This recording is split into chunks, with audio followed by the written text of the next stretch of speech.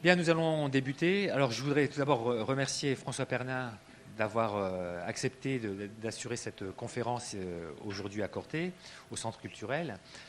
François Pernin est chirurgien à l'hôpital d'Ajaccio, il est urologue. Ça, c'est son activité principale, je dirais.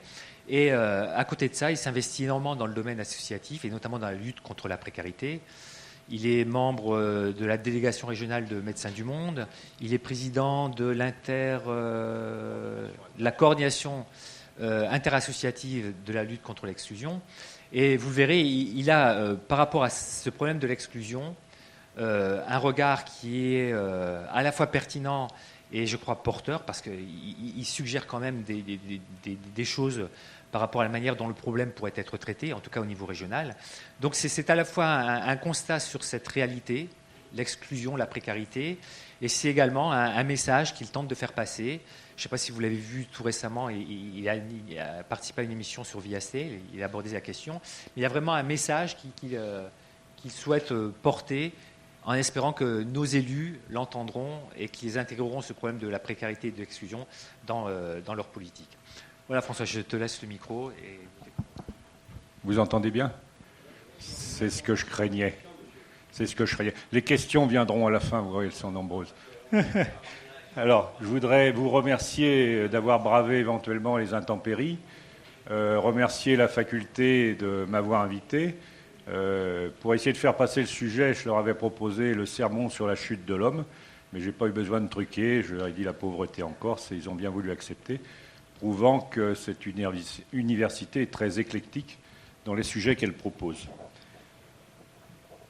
Donc le sujet que je vais aborder aujourd'hui, c'est la pauvreté aujourd'hui en Corse. Je le fais au nom des multiples associations que je connais, notamment sur Ajaccio, et qui ont travaillé sur le sujet. Et quand elle disait que je m'adresserais aux politiques à la fin, non. Je m'adresse à tout le monde et je suis très heureux de voir autant de jeunes aujourd'hui. J'espère que ça les interpellera d'une façon ou d'une autre et que d'une façon ou d'une autre, ils se mêleront au débat et à l'action. Alors je vais d'abord faire un constat de médecin, parce que c'est ce que je suis. On a développé sur Ajaccio des consultations, on appelle Mission France, des consultations auprès des plus pauvres. Quelles sont ces constatations ? C'est-à-dire qu'il n'y a pas de pathologie spécifique aux pauvres. On rencontre les mêmes maladies ostéo-articulaires, respiratoires, psychiatriques, mais surtout, elles sont mêlées à des addictions comme l'alcool, et les gens consultent très tardivement. Ça, c'est le constat du médecin. Mais derrière le symptôme, nous avons à nos consultations des psychologues. Et ces psychologues nous disent que ces gens-là sont en souffrance psychique, qu'ils souffrent de leur état à 100%, et que bon nombre sont en maladie psychiatrique. Et puis nous avons aussi des assistantes sociales. Et ces assistantes sociales nous disent que bon nombre d'entre eux sont sans logement et sans droit. Et puis on a des chiffres qui sont donnés par l'INSEE et qui nous disent qu'en Corse, plus de 20% de la population vit au-dessous du seuil de la pauvreté, c'est-à-dire 960 € par mois, c'est-à-dire à peu près 60 000 personnes. Alors quand un médecin regarde ça, il cherche à découvrir le sens derrière ces symptômes. Et ce que je constate, c'est que le médecin est capable de dire quel est l'organe malade. Le psychiatre dit que c'est tout un homme qui est malade. L'assistante sociale nous dit que cet homme malade est atteint dans ses droits fondamentaux. Et l'INSEE nous dit que c'est une épidémie. Donc en tant que médecin, je suis obligé de constater que guérir un pauvre, c'est le renvoyer bien portant à sa misère.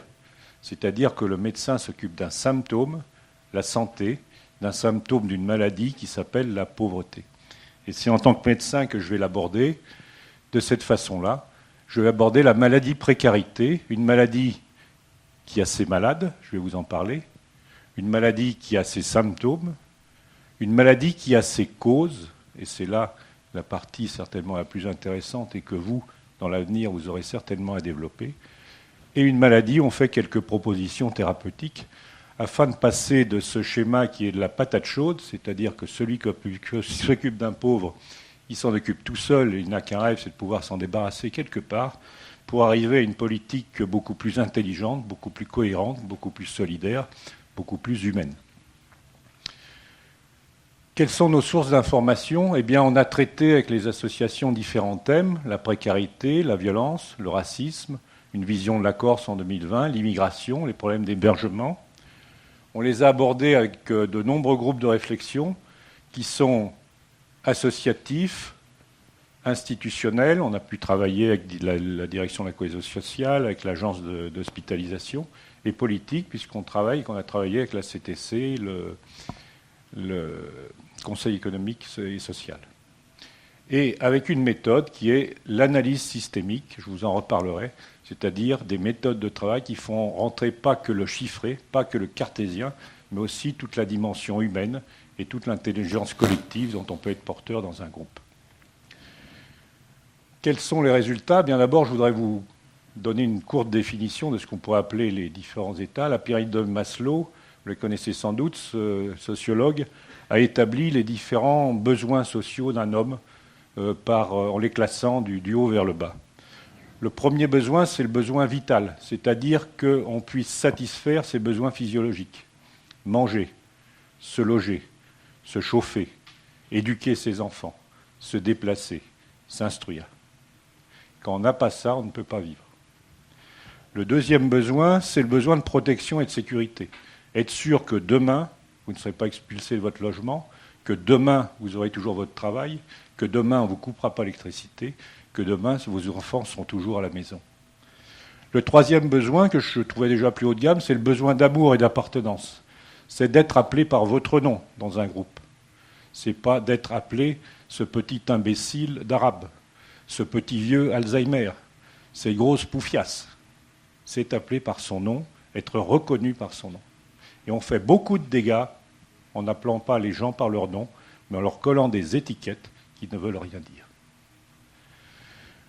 Lorsque on n'a pas les besoins vitaux satisfaits, on est dans la grande précarité.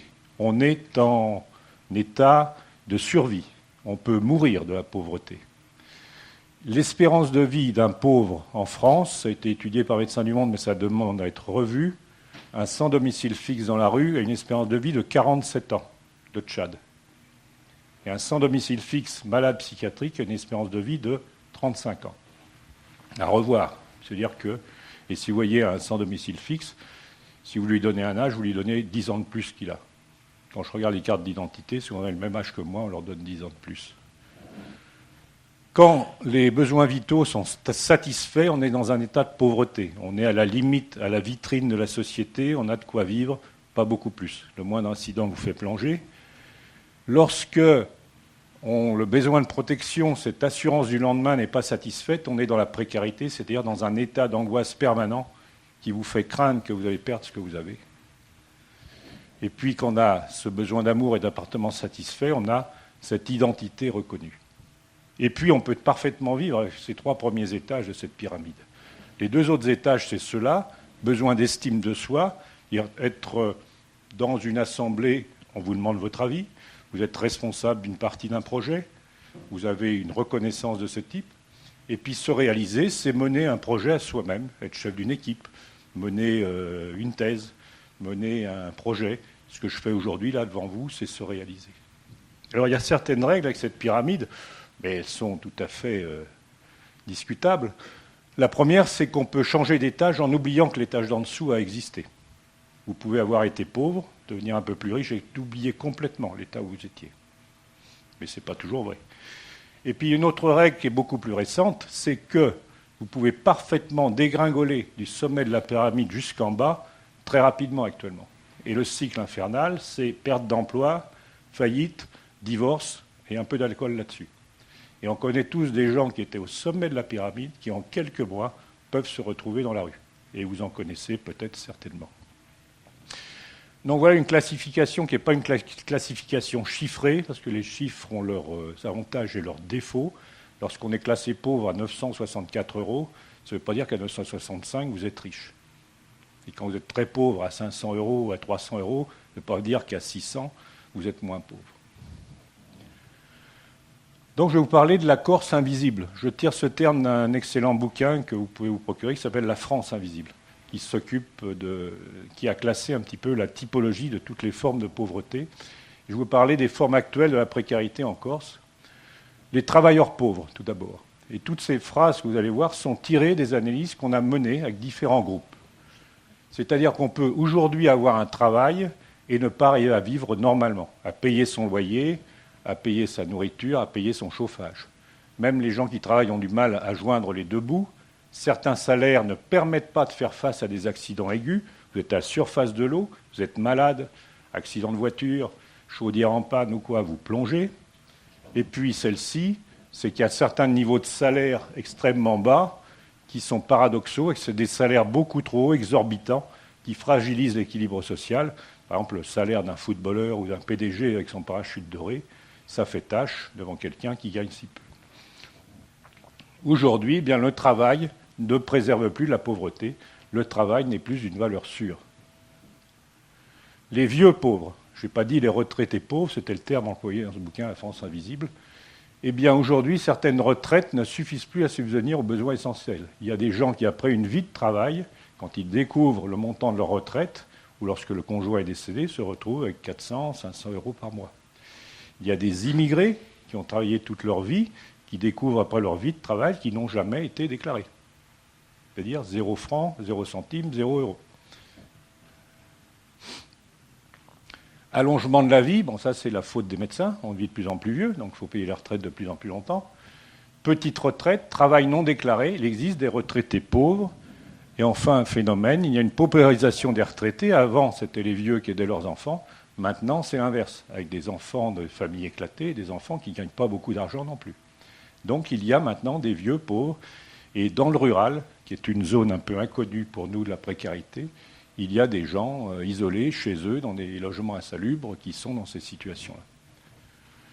Ils fréquentent désormais les Restos du Cœur, et Ajaccio m'a dit qu'il y avait une association, Présence Bis, où il y a 2 portes, une porte qui donne sur la rue, où il y a les clients habituels qui viennent chercher la nourriture, et puis il y a les personnes âgées du quartier qui rentrent par une autre porte pour ne pas se faire voir, et se faire ainsi servir.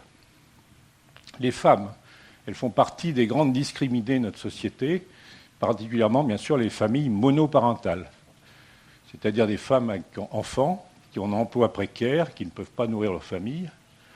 Elles reçoivent une aide de parents isolés. On peut les considérer comme des chômeuses à domicile, c'est-à-dire qu'elles n'émargent pas à Pôle emploi ou ailleurs, elles reçoivent une allocation équivalent à un salaire. On ne les considère pas comme chômeuses, mais elles le sont, et dans des conditions très difficiles.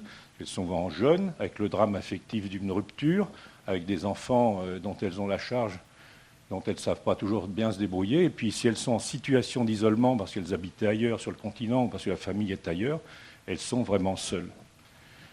Et ces femmes isolées avec enfants ont des grandes difficultés pour faire garder leurs enfants lorsqu'ils sont malades, ce qui est le parcours du combattant pour obtenir un travail quand on a un enfant et qu'on est vraiment seul. Les jeunes et les femmes sont les principales victimes de l'exclusion de l'emploi. Le gars du coin, alors dans les banlieues des grandes villes, c'est celui qui tient le mur, on les appelle comme ça, s'ils sont sur le mur comme ça, on dit qu'ils tiennent le mur. Nous, c'est les jeunes au village. Il y a des jeunes au village de 18-20 ans dont la seule motivation, c'est de vouloir rester au village, mais sans autre projet derrière. Et ça en fait des précaires. Pas de travail en dehors du travail saisonnier. Plusieurs doivent leur emploi nécessaire à une allégeance politique. Et quelle est la limite entre le clientélisme et l'aide normale d'un élu local et les traités nus? Et quand on doit son emploi à une allégeance comme ça, eh bien on peut se trouver embarqué dans ce rouage. Un jeune qui veut poursuivre ses études en alternance ne trouve pas de patron. Il n'existe pas de relais formation proche. Il existe un mal-être de la jeunesse qui génère une violence qui se retourne contre elle-même. Et moi, je suis étonné de voir ces stèles d'accidents de voiture ou de moto qui sont en pleine ligne droite. Les surendettés. Alors, ça, tous les groupes qui ont travaillé sur les mécanismes générateurs de la précarité ont sorti d'une façon ou d'une autre ce surendettement. C'est-à-dire que notre système économique nous pousse à la consommation et piège les plus fragiles. C'est-à-dire que notre société qui se joue sur la consommation est capable de faire télescoper les véritables besoins et les désirs. On vous fait croire qu'un désir est un besoin. Est-ce qu'il est vraiment nécessaire d'avoir tel ou tel appareil? On n'est pas normal si on ne l'a pas. C'est comme ça que joue la publicité. Et les gens les plus fragiles se font embarquer dans des crédits, des surcrédits arrivent au surendettement. Alors les sans-papiers, les clandestins, on en parle très peu des immigrés, et encore moins des sans-papiers, parce que quand il y a tant de pauvreté, on ne parle pas des plus pauvres parmi les plus pauvres. Mais ces sans-papiers et clandestins vivent un véritable drame. Voilà des remarques qu'on nous a données pendant nos analyses. Le berger de mon cousin est un clandestin, c'est-à-dire que ces gens-là sont reconnus par la société, trouvent un travail, et souvent on a dans notre société une perte de savoir-faire qu'on retrouve dans des pays du Maghreb, notamment les bergers, notamment dans certains métiers manuels dont on a besoin ici. Je ne sais pas si ça marche, si ça marche. L'exploitation des sans-papiers est une activité lucrative, à l'origine de l'économie souterraine, drogue, prostitution, marchand de sommeil, c'est-à-dire on vend un logement à plusieurs personnes comme ça qui se succèdent. Mais aussi le revers de la médaille, c'est-à-dire que l'exploitation des étrangers en situation régulière démantèle l'économie par ce travail au noir. J'ai travaillé même avec une association à Ouabast, où il y a des jeunes maghrébines qui tiennent tout ça, qui sont toujours très timides, mais qui m'ont dit un jour que certaines femmes de ménage étaient obligées par leurs employeurs de le faire dans certaines tenues vestimentaires. Voilà où on en est. Donc c'est vraiment l'esclavage étant moderne. Alors l'insupportable est supporté parce que la reconduite à la frontière est une menace permanente.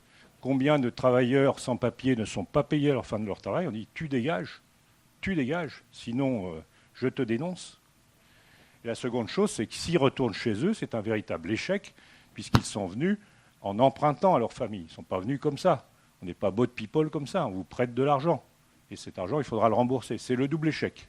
Ces gens-là sont dans une situation de stress extraordinaire et il y aura des suicides au bout du compte.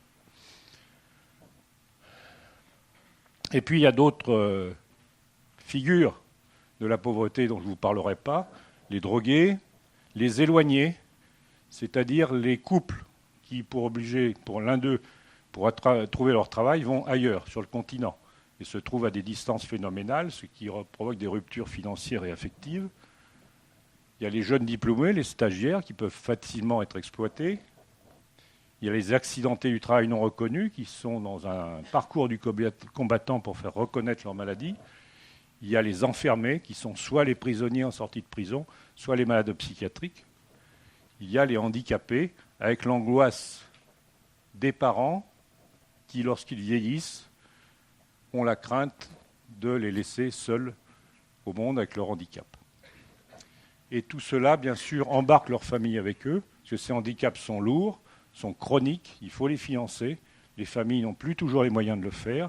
Les familles ne sont plus toujours là pour le faire. Donc on arrive à des situations d'isolement terribles. Je viens de vous parler donc des malades de cette maladie précarité. Je vous en ai pas parlé de tous. Je n'ai pas tout passé en revue. Maintenant, quelques symptômes. Premier symptôme, l'inadéquation entre la formation et l'offre d'emploi. Voilà, je vais parler de l'université, mais l'université rattrape le coup. C'est ressorti dans tous les groupes de travail. Aucune corrélation entre le système de formation et les besoins de l'économie locale. Tous l'ont sorti. On m'a sorti un jour l'exemple d'une formation de plaquiste, métier que je ne connaissais pas à l'époque, qui est un métier du bâtiment. On avait fait une formation là-dessus. À l'issue de cette formation, il n'y avait pas d'emploi chez les plaquistes.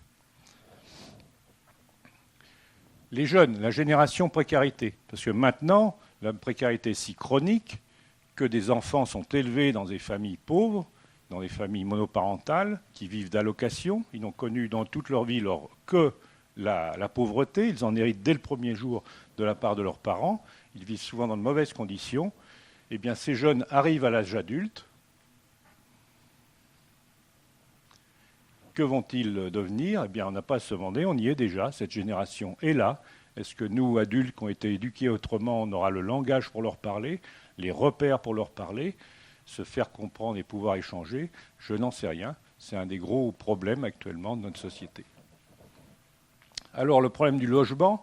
Le logement, c'est le premier problème de santé publique pour Médecins du Monde. C'est le premier problème pour un jeune couple. C'est le premier problème pour les services sociaux. C'est le premier problème pour les parents qui, souvent, sont obligés d'héberger leurs enfants dans de mauvaises conditions.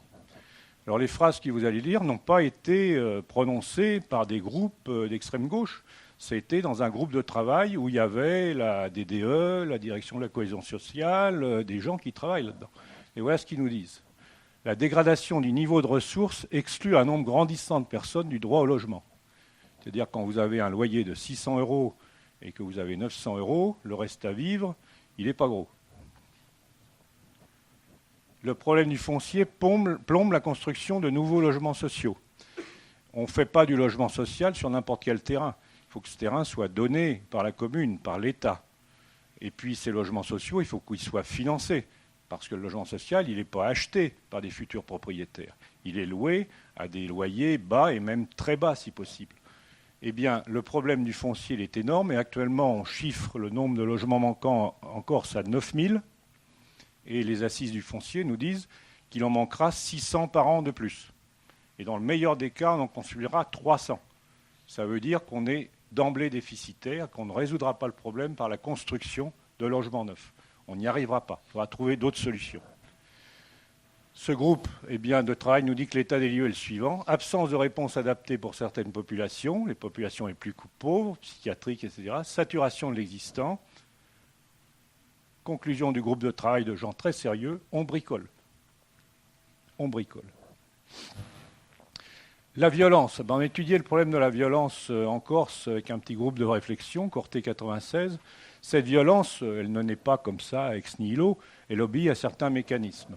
Il y a les mécanismes d'abord économiques, celui de la pauvreté. La pauvreté entraîne de la violence et la pauvreté peut embarquer dans la criminalité en bande organisée un certain nombre de personnes pauvres qui trouvent là un emploi possible.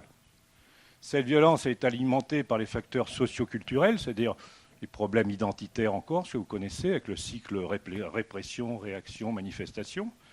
Et puis, un facteur institutionnel qui est le déficit de vie démocratique avec le clientélisme, le clanisme, etc. Eh bien, lorsque l'un de ces rouages se met en route, les autres fonctionnent aussi et produisent de la violence. Comment les facteurs économiques pourraient être résolus ? On y est en plein.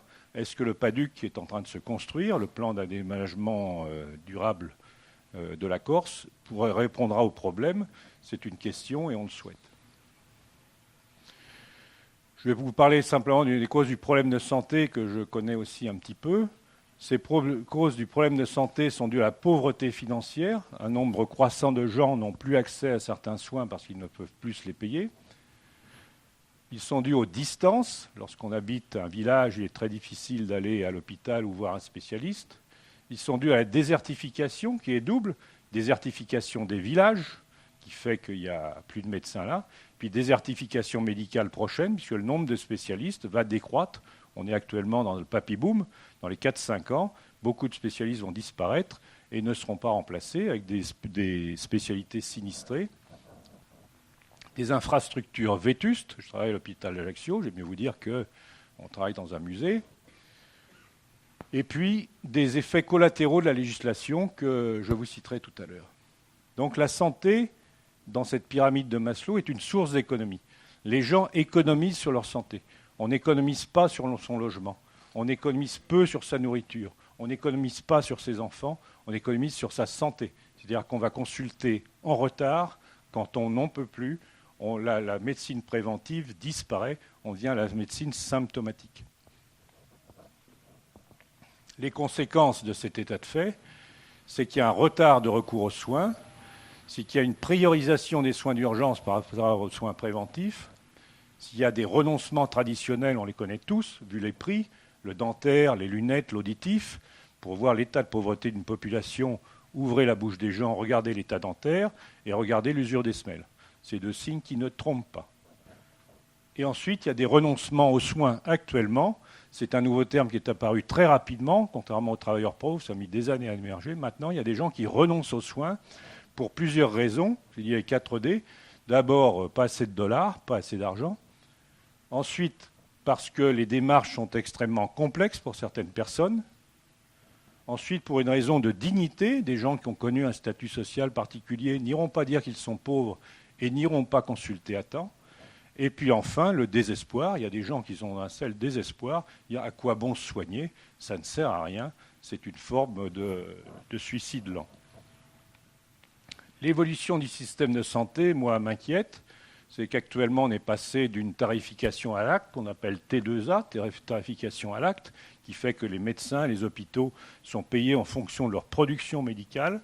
Est-ce que cette tarification prendra en compte la dimension sociale? Un malade pauvre reste plus longtemps à l'hôpital, donc grève le budget par rapport à cette tarification. Est-ce qu'on continuera à héberger les gens sans solution, etc. Ça, c'est un des problèmes, des effets collatéraux de la législation. Le service public et l'offre de soins, est-ce qu'on continuera à avoir un potentiel d'hospitalisation suffisant? Est-ce qu'on continuera à faire certaines spécialités comme la chirurgie? C'est en train de se passer actuellement sous nos yeux. Et c'est loin d'être gagné. Et il y a des spécialités. Venez, vous n'avez rien raté, ça commence à peine. Il y a des spécialités indispensables comme la chirurgie qu'on ne trouvera plus peut-être qu'en privé avec les dépassements d'honoraires et des choses de ce genre. Il y a les déremboursements, les remboursements de médicaments, le forfait journalier qui fait que le niveau de revenu et le reste à vivre est minime, qui font que les gens maintenant hésitent beaucoup à se soigner. Aujourd'hui, quelle est la mission du service public de santé? C'est une question que je pose, je n'ai jamais la réponse. Je crois que cette mission, elle est différente selon les médecins et ceux qui nous administrent. Ils ne sont pas pour cela condamnables. Ceux qui nous administrent ont des économies à faire. Les médecins doivent soigner des malades. On ne parle pas de la même chose. Des nouveaux indicateurs, moi j'en propose 3. Le premier, c'est le taux de suicide des personnes âgées. Un suicide qui ne sera pas un suicide pathologique. Le suicide, ça fait peur. Mais ça ne sera pas un suicide pathologique, ça sera un suicide froid et réfléchi de personnes isolées, ayant perdu leur conjoint, dans des locaux insalubres, dans des villages isolés, avec des enfants qui ne viennent plus les voir et qui choisiront froidement de se supprimer en augmentant les doses de médicaments qu'ils ont sur la table de nuit ou des choses de ce genre. Ça sera l'espérance de vie selon le taux de revenu. On sait déjà depuis bien longtemps qu'un ouvrier a une espérance de vie inférieure qu'un cadre, et que l'espérance de vie, c'est aussi la qualité de vie, et que la qualité de vie est différente, eh bien, il faudra l'étudier par tranche de revenus. Et enfin, un troisième indicateur, ça sera la réapparition des stades avancés de certaines maladies que l'on connaît bien et qu'on sait très bien gérer, mais les malades attendants, on verra peut-être maintenant, certaines appendicites beaucoup plus évoluées comme on les voyait il y a 30 ans, certains cancers beaucoup plus évolués que ceux qu'on les voyait il y a 30 ans. Le problème des SDF, qu'on connaît bien sur Ajaccio, parce qu'on est dans des associations qui sont à leur côté, voilà ce qu'on peut dire sur les SDF, les sans domicile fixe, c'est que quand on est sans domicile fixe, c'est le jour et la nuit. Ce n'est pas seulement le jour. Le jour et la nuit, ça veut dire que lorsqu'on est sans domicile fixe et qu'on dort sur un trottoir ou dans un lieu insalubre, on peut se faire prendre un coup de pied dans la tête, se faire asperger d'essence et prendre le feu, se faire violer, se faire voler ses papiers. C'est ça, être la nuit SDF. Donc offrir des abris nuit, c'est offrir cette sécurité. C'est tous les jours, samedi, dimanche et jour férié. Être sans domicile fixe dans une ville, un jour férié, un dimanche ou un samedi, ou pire, le jour de Noël ou le jour de l'an, c'est l'horreur. Et dans les abris de nuit qu'on a à gérer, les plus fortes tensions sont ces jours de fête-là. C'est en fait aussi toute l'année. On a eu très longtemps à mener ce combat. On n'est pas, être SDF, ce n'est pas un phénomène thermométrique. Ils n'apparaissent pas quand la température tombe au-dessous de zéro, ils ne disparaissent pas quand ça remonte. Et très récemment, notre Premier ministre, M. Ayrault, a tenu enfin ce discours. Il faut sortir de la politique thermométrique. Il emprunte le langage que les associations ont depuis 20 ans. Les SDF, c'est toute l'année. On a eu un abri de nuit depuis 2004 à Ajaccio pour les SDF. Pour l'administration, avoir un abri de nuit pérenne, c'était le pérenniser tous les hivers. Pour nous, c'était toute l'année. On ne tenait pas le même langage. Maintenant, ça va être toute l'année, fort bientôt. Une espérance de vie limitée, je vous en ai parlé tout à l'heure. Une souffrance psychique, lorsqu'on est dans la rue, on souffre psychiquement sans que ça soit une maladie. Et est-ce que la bonne réponse, c'est d'envoyer un psychologue ou de trouver un toit? Pour l'instant, nous, on envoie un psychologue, parce qu'on n'a pas de toit. Et c'est la maladie psychiatrique qui s'aggrave ou qui fait plonger les gens dans la rue. Et puis, on manque de structures adaptées. Pourquoi est-on dans la rue aujourd'hui? Par manque de logement, par dépendance, maladie psychiatrique, addiction, par la perte du lien social, perte du lien familial, perte du lien des amis, rupture avec son pays, par bien sûr le chômage, la pauvreté, et par le manque de structures adaptées pour pouvoir donner un logement entre la rue et le logement social normal. Tous les sans domicile fixe ne sont pas faits pour intégrer tout de suite un logement social normal, mais doivent passer par des solutions intermédiaires qui seront pour certains la seule solution, ce qu'on appelle les maisons relais, les pensions de famille, les communautés de bas seuil d'exigence, les abris de nuit, etc., avec un accompagnement social très fort. Alors, on a une explication à donner sur les sans-domicile fixe. Il y a les 3 vexations de l'homme moderne. Elles ont été découvertes par Freud, je crois. La première, c'est que l'homme n'est plus au centre de l'univers. Ça, c'est Copernic. Bon, on l'a compris. L'homme n'est plus au centre de l'univers. C'est très bien. L'homme n'est plus au centre de l'évolution. Ça, c'est Darwin qui nous l'a montré. Bon, c'est une blessure qu'on porte encore, que certains n'ont pas encore compris. Et puis Freud nous dit que l'homme n'est plus maître de sa raison. Et puis il y a un psychiatre qui s'appelle Jean Furtos, qui est le psychiatre des sans-domicile fixe, c'est un homme extrêmement intéressant à lire, qui dit ceci: l'homme n'est ni aimé ni estimé par ses chefs. Je crois que l'un des drames modernes, c'est celui-là. Et vous avez eu la politique de management faite par France Télécom à un moment donné, ou des choses comme ça, que l'homme n'est ni estimé ni aimé par ses chefs. Et ça, c'est une souffrance terrible. Si dans votre amphi, dans vos cours, vous n'êtes pas ni aimé ni estimé par votre prof, si vous n'êtes ni aimé ni estimé par les gens qui vous emploient, vous êtes moins que rien et c'est terrible. Et le SDF, c'est quelqu'un qui est ni aimé ni estimé par la société dans laquelle il vit. Je crois qu'il peut en souffrir. Et ça développe des signes, des maladies qu'on appelle le syndrome d'auto-exclusion. C'est que les gens ont tellement assez de souffrir qu'ils s'excluent eux-mêmes de la société. Ils s'excluent avec des signes qui sont la déshabitation de soi. Ils souffrent moins que les autres. On voit des blessures terribles chez eux. À Paris, on a vu des chaussettes incrustées dans les pieds des gens depuis des semaines. Moi, j'ai vu un malade qui s'était luxé l'épaule pendant 10 jours avant de venir consulter. C'est comme s'il ne souffrait plus. Et il y a une inhibition intellectuelle. Ils semblent un petit peu avoir un quotient intellectuel anormal. Ils sont aussi des manières de vivre un peu paradoxales. C'est-à-dire qu'ils sont dans la non-demande. Ils sont dans un état de souffrance terrible. Ils ne demandent rien. Ou ils sont dans la demande paradoxale. C'est-à-dire qu'un malade dans cet état d'auto-exclusion peut aller voir l'assistante sociale et lui dire « je suis déprimé ». L'assistante sociale va lui dire « allez voir le psychiatre ». Il va voir le psychiatre et il va lui dire « je n'ai pas de logement ». Il va lui dire « allez voir l'assistante sociale ». Et là, la partie de ping-pong commence. Donc si on n'est pas au courant de ça, ça va très loin. Ça va jusqu'à la mort, mais une mort très particulière. Une mort, il n'y a personne autour du cercueil. C'est des gens qui meurent, qui sont ramassés dans la rue. Il n'y a personne à la morgue pour aller les accompagner, tellement ils sont dans un état de solitude terrible. C'est intéressant de connaître ça sur le plan médical parce qu'on peut le confondre avec d'autres maladies psychiatriques qui ne sont pas l'auto-exclusion. L'abri de nuit nous a permis de différencier 2 sortes de populations. Des gens qui n'arrivaient pas, même pas jusqu'à l'abri de nuit, parce qu'ils étaient dans un état délabrement physique, psychologique terrible, d'état d'alcoolisation qui ne leur permettait pas le bas seuil d'exigence que sont des abris de nuit, et ceux-là, il faudra les repêcher un jour.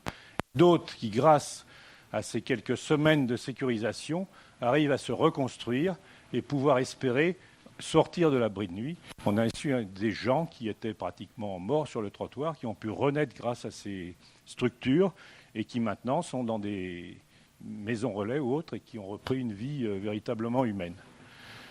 Pour aller repêcher ces gens en dessous de l'abri de nuit, il faudra un SAMU social et de la psychiatrie lourde. Et pour au-dessus, il faudra toutes ces solutions relais que nous n'avons pas encore. Maintenant, je vais vous parler, après les symptômes, des causes de cette maladie. Alors ces causes, on les a bâties à partir de quelques réunions dont je vous ai parlé, et ça très rapidement. Et cette petite synthèse que j'ai faite, ça a été celle d'un groupe de Vico, tout simplement, après une réflexion associative de la région. Il y a 300 causes. Les causes mondiales, les causes nationales, les causes régionales, sur lesquelles peut-on agir rapidement. Les causes mondiales, je doute que la Corse puisse aller agiter les Chinois ou les Américains pour leur dire que le système économique ne convient pas. Les causes nationales, on est dans une démocratie, on peut les faire remonter jusqu'à Paris, mais ça prend du temps, mais ça modifie les lois au bout du compte, c'est comme ça que sont nées la CMU, le RSA, etc. Mais les causes régionales et micro-régionales, elles ne dépendent que de nous de les identifier. Personne ne nous les demandera. personne ne nous les demandera. Si nous-mêmes, nous ne nous auto-saisissons pas de la recherche de ces causes, personne n'ira les chercher pour nous. Ces causes, quelles sont-elles? Les causes mondiales, elles ont été résumées bien avant la première crise de 2007 par un groupe comme ça, d'associatifs. Ils ont trouvé cette phrase: la finance domine une économie que le politique n'arrive plus à réguler. Je crois qu'on a une parfaite définition de ce qui se passe actuellement. Au niveau national, et on retrouve ces mêmes causes en Corse, c'est la rupture du lien social. C'est-à-dire que les familles sont éclatées, que les liens amicaux sont distendus et que ce lien social indispensable à l'inclusion de certaines personnes disparaît. C'est la complexité des parcours. On vit dans une société extrêmement complexe. Pour avoir un dossier, pour avoir une aide, pour parfois retirer de l'argent dans un distributeur, ça devient de plus en plus complexe. C'est une société de consommation qui favorise le surendettement. C'est les effets pervers de l'assistanat. Ce n'est pas de l'angélisme, il y a le noir et le blanc, et puis il y a le gris. C'est-à-dire, tant que quelqu'un touchera plus d'argent de l'assistanat qu'en allant au travail, ça n'ira pas. Il faut qu'on trouve quelque chose là. Et puis il y a une déflagration terrible qui a eu lieu, je crois, en 2001 et qui continue à retentir. On ne s'en est pas encore perçu, mais Big Bang, on l'entend encore. C'est le passage à l'euro. Ça a été un passage terrible. Dans notre tête, 1 franc égale 1 euro. Mais 1 franc n'égale pas 1 euro, parce que les salaires, eux, ils n'ont pas augmenté autant. Mais il y a des prix de denrées de base qui ont comme ça facilement triplé ou quadruplé. Et puis dans les causes corse ou micro-régionales, elles ne sont pas exhaustives, elles sont discutables, mais on a pu relever ceci, c'est qu'on a les revenus les plus bas en France et la vie la plus chère qu'ailleurs, ça c'est factuel, c'est chiffré. C'est qu'on a un esprit d'entreprise assez figé, un dialogue social bloqué, on commence à séquestrer les gens avant de discuter avec eux, on est quand même au niveau basique du dialogue social. On a un faible niveau d'économie en Corse, on a une économie principalement basée sur le tourisme qui génère des emplois précaires, saisonniers, peu qualifiés. Et puis, on a une spéculation foncière immobilière qui favorise la rareté des logements. Voilà à peu près des causes sur lesquelles on peut travailler, qui dépendent pour beaucoup de nous. Alors, moi, il y a une cause que je découvre au fur et à mesure de mes rencontres, c'est ce que j'appellerais les champs de compétences. Les champs de compétences, c'est extrêmement sérieux. Ici, vous avez un conseil général qui a un champ de compétences. Ici, vous avez une agence régionale de santé qui a un champ de compétences. Vous avez ici une municipalité qui a un champ de compétences. Vous avez ici Médecins du Monde qui a un champ de compétences. Premier problème, c'est quand deux structures ont le même champ de compétences. Quand vous avez cet entrecroisement des champs de compétences, que va-t-il se passer? Est-ce que ça sera de la synergie?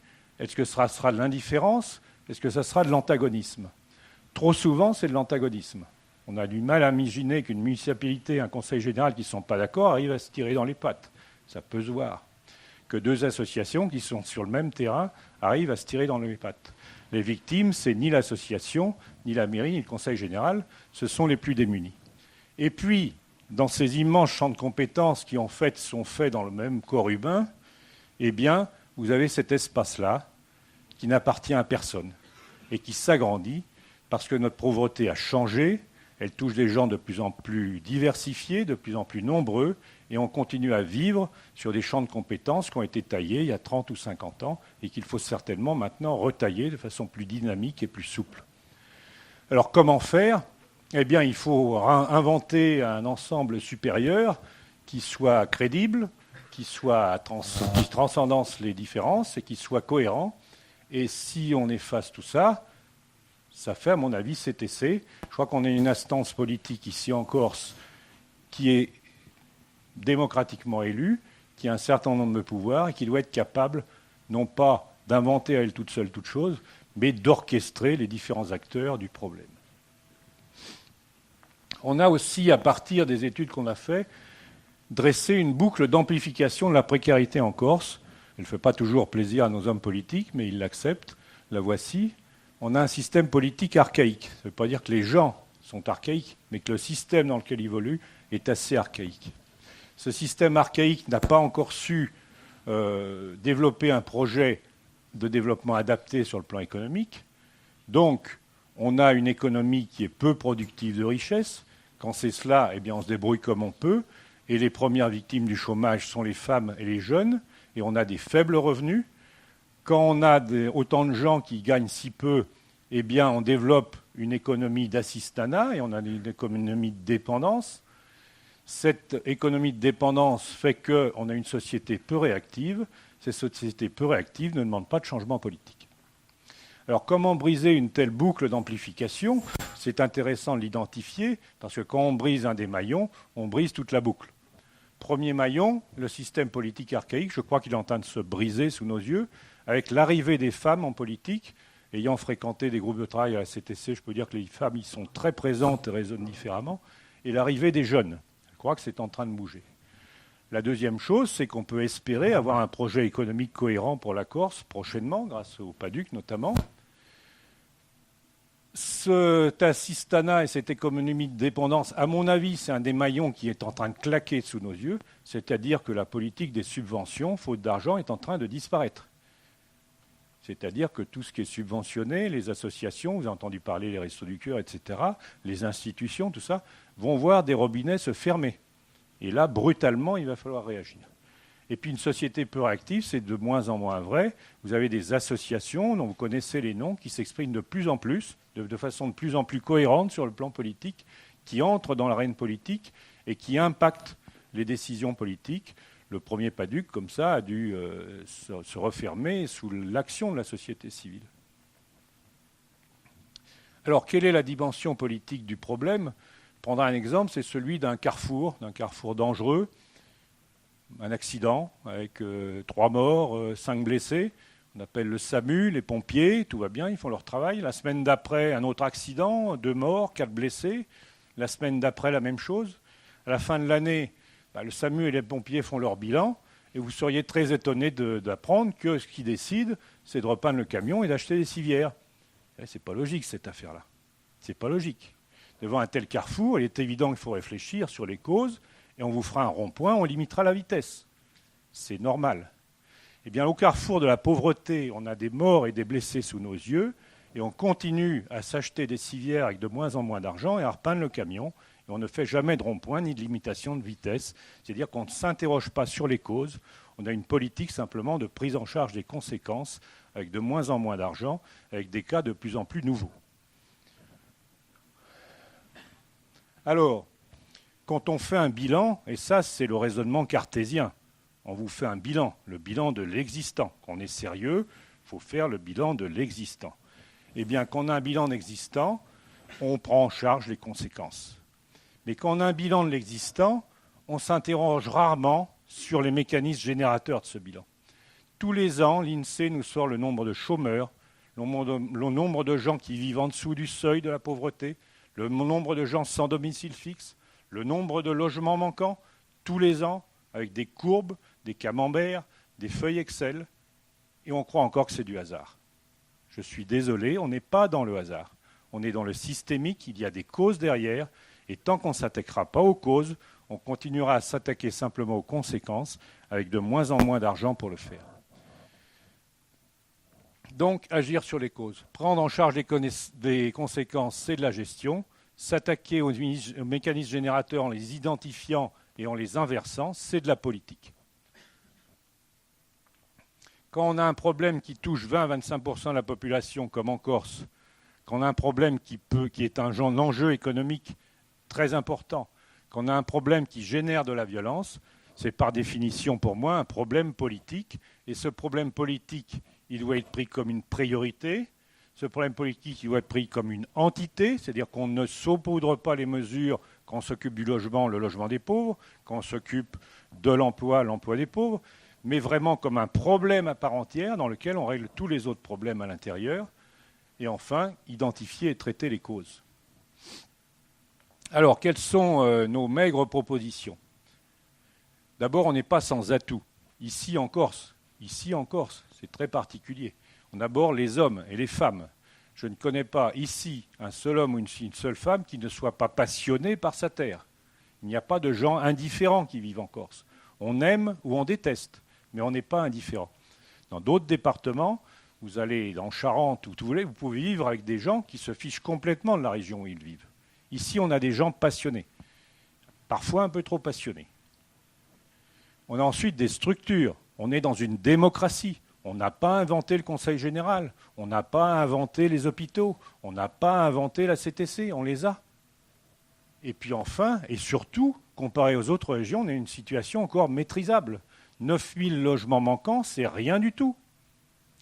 15 000 chômeurs, c'est pas grand-chose. Etc.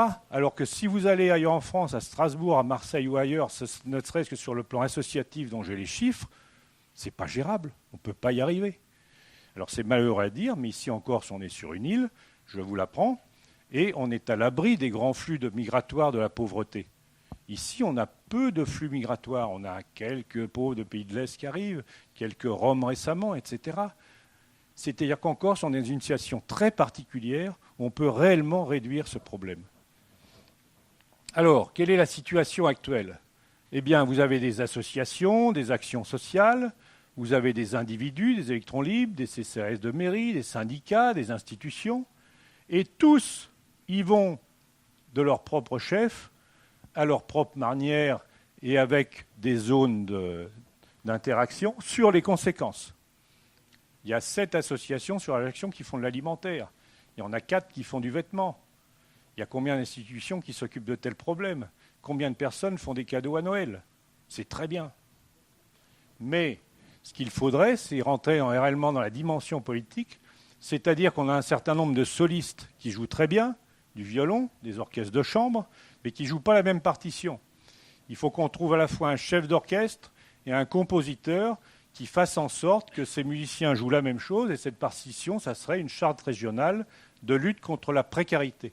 C'est-à-dire que cette charte soit conçue de manière participative, mais il faudra bien des choix politiques dedans. On ne pourra pas tout faire, mais si on identifie exactement ce qu'il faut faire et ce qu'il faut prioriser, tout le monde pourra s'y mettre en même temps, et à la fois sur les conséquences et sur les mécanismes. Et il est très facile d'orienter une politique si on subventionne les associations qui s'inscrivent dans cette politique, et si on laisse tomber le reste. Mais je crois que si tout le monde comprend cette politique, toutes ces forces qui sont très importantes et très diverses sur le terrain peuvent se mettre ensemble pour faire reculer un certain nombre de formes de pauvreté. Alors, comment faire pour passer de cette politique de la patate chaude où chacun dans son coin s'occupe d'un morceau de la misère pour arriver à quelque chose de plus cohérent ? Eh bien, nous avons tous un instrument extraordinaire pour le faire, qui ne coûte pas cher, qui est extrêmement efficace et qui consiste d'abord à nommer le problème. C'est un problème complexe. Et cet instrument, c'est celui-là, c'est notre cervelle. Ça ne coûte pas cher. On a tous une. Et quand cette cervelle, on arrive à la mettre en synergie avec les autres cervelles, on arrive à l'ordinateur le plus puissant du monde. Mais pour y arriver, eh bien, il faut appliquer cette phrase toute simple qui dit ceci: c'est une folie de croire qu'en utilisant les mêmes méthodes, on obtiendra un résultat différent. C'est une folie de croire qu'en utilisant les mêmes méthodes, on obtiendra un résultat différent. Vous avez tous connu les Shadocks, ils appliquaient toujours la même méthode. Ça ne marchait jamais. Et celui qui a dit ça n'est pas franchement un imbécile, c'est ce monsieur. Alors, ce qu'on propose, ce n'est pas de changer les réalités. Ça, on ne peut pas. On peut reculer, on peut se masquer les réalités, mais les réalités sont toujours là. Ce que l'on ne peut pas faire, c'est changer les hommes. Il n'y a qu'un homme qu'on peut changer dans la vie, c'est soi-même, et on n'y arrive pas toujours. Alors, sur quelle variable jouer ? Ce sont sur les méthodes de travail. Nous, ce que nous proposons, c'est d'enrichir nos méthodes, qui trop souvent sont des tables rondes ou des dialogues singuliers, par l'apport des méthodes d'analyse systémique, et en se posant 3 types de questions. Quels sont les mécanismes qui génèrent chez nous la pauvreté, cette pauvreté structurelle qui ne doit rien au hasard ? Ensuite, quels sont les principaux axes d'action possibles ? Et enfin, pour ce qui nous concerne, associations, institutions ou à l'échelon de toute la Corse, quelles sont les actions les plus efficaces pour ce que nous sommes ? C'est cette démarche que nous proposons, qui est une démarche avant tout intelligente, intellectuelle, d'identification des causes et ensuite de hiérarchisation politique et de critérisation des actions. Alors, pour terminer, j'aimerais terminer sur un proverbe et une image. Cette image, c'est celle d'une fort belle femme. Vous savez qu'on a parlé du génome corse. Les éditorialistes du continent ont très récemment dit, et pour certains, que le Corse était violent génétiquement, qu'il était menteur. Eh bien, voilà une autre preuve génétique de la Corse, qui n'est pas si mauvaise que ça. C'est la dame de Bonifacio, découverte elle a vécu il y a 7500 à 8000 ans avant Jésus-Christ. Cette femme était handicapée. Elle ne pouvait pas vivre toute seule. Elle avait besoin d'être entourée par une société. Et cette femme avait un statut particulier, puisque sa tombe a été de suffisamment bonne qualité pour qu'on la retrouve, avec des bijoux autour. Vous pouvez l'admirer maintenant au musée de Lévis. Eh bien, la première trace de société humaine en Corse, c'est une trace de solidarité. Alors, si on veut parler du génome corse, qu'on me parle d'abord de celui-là. Ensuite, je terminerai, si je peux, par un proverbe.